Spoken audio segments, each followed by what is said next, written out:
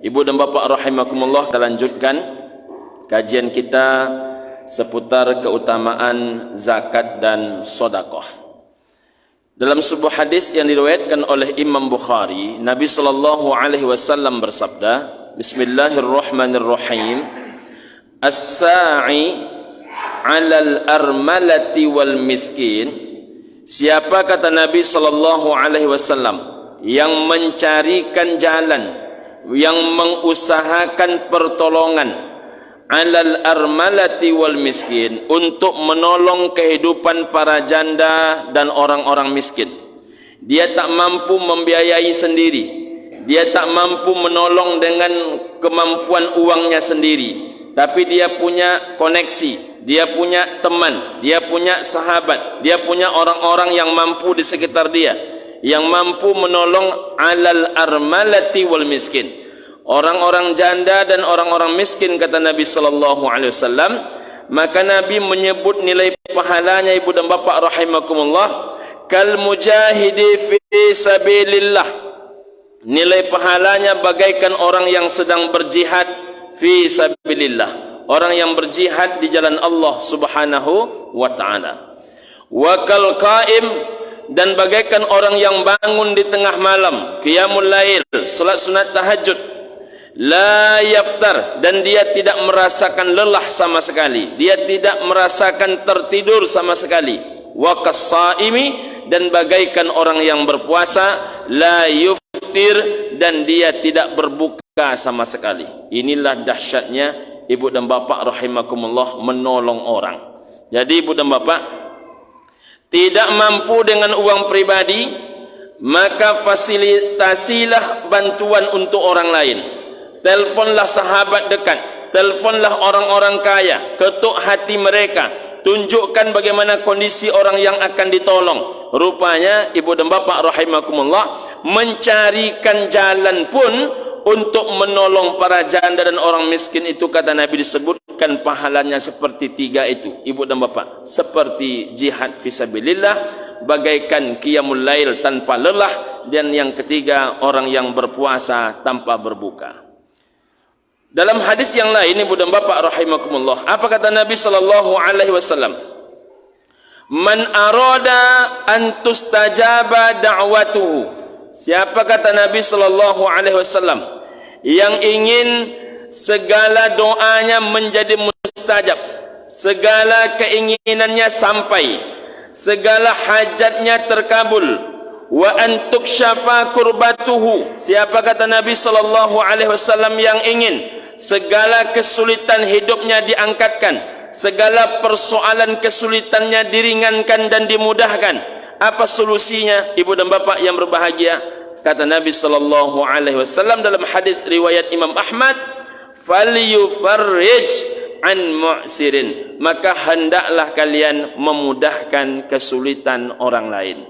Jadi ibu dan bapak rahimakumullah, kalau selama ini kita sudah berdoa, karena Allah Subhanahu wa taala memerintahkan, ud'uni astajib lakum, mintalah kepadaku maka pasti akan aku kabulkan, kata Allah. Sudah diminta tapi tak juga makbul, sudah disampaikan kepada Allah tapi tak juga kemudian mustajabah ini doa. Apa penyebabnya doa ini tidak mustajabah? Rupanya salah satu penyebab doa tidak mustajabah, keinginan tak sampai, hajat tidak terkabul, bila hidup suka mempersulit orang lain.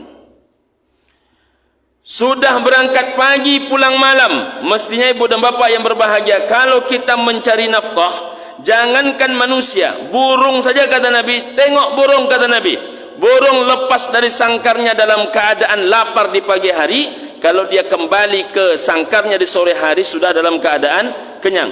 Kita lebih daripada itu, berangkat pagi pulang malam, tunggang langgang, peras keringat, banteng tulang.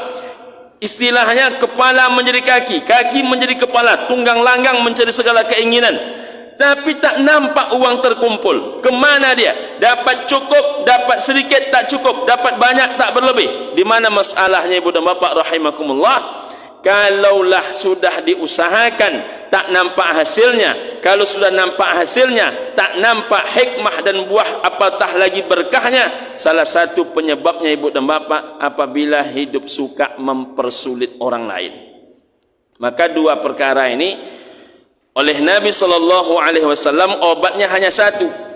Kalau doa tertolak, doa selalu terundur-undur. Kalau ingin mustajab itu doa. Yang kedua, keinginan kesulitan diangkatkan oleh Allah Ta'ala. Obatnya kata Nabi adalah falyufarrij an mu'sirin. Hendaklah kalian memudahkan kesulitan orang lain. Siapa yang memudahkan dia dimudahkan. Siapa yang melancarkan dia dilancarkan. Siapa yang menolong dia ditolong. Siapa yang membersamai dia akan dibersamai.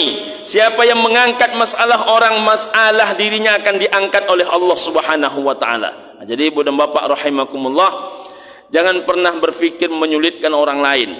Jangankan membuatnya, terfikir pun tidak. Mengapa demikian ibu dan bapak rahimakumullah? Siapa yang mengawali mempersulit orang lain, maka sebetulnya dia sedang memancing Allah untuk mempersulit dirinya sendiri. Na'udzubillahi min dzalik.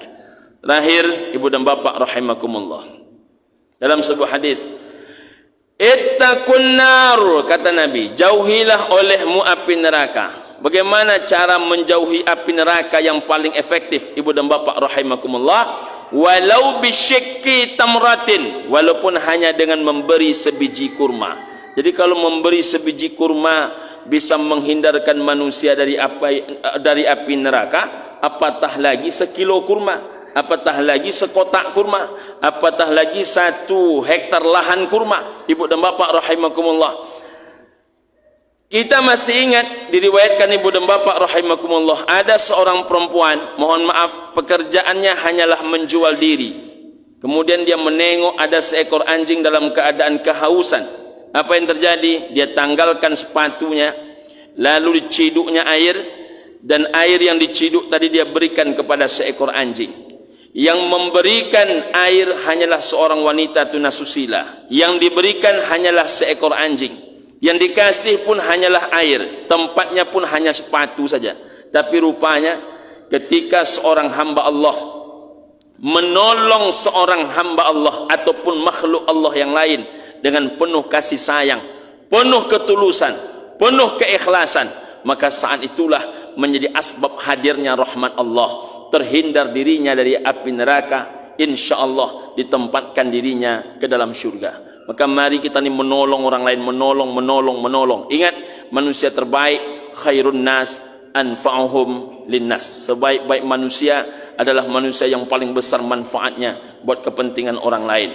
Orang kaya bukan ditentukan seberapa banyak harta yang dimiliki, tapi seberapa banyak yang bisa kita beri, paling tidak seberapa banyak yang bisa kita fasilitasi. Assalamualaikum warahmatullahi wabarakatuh.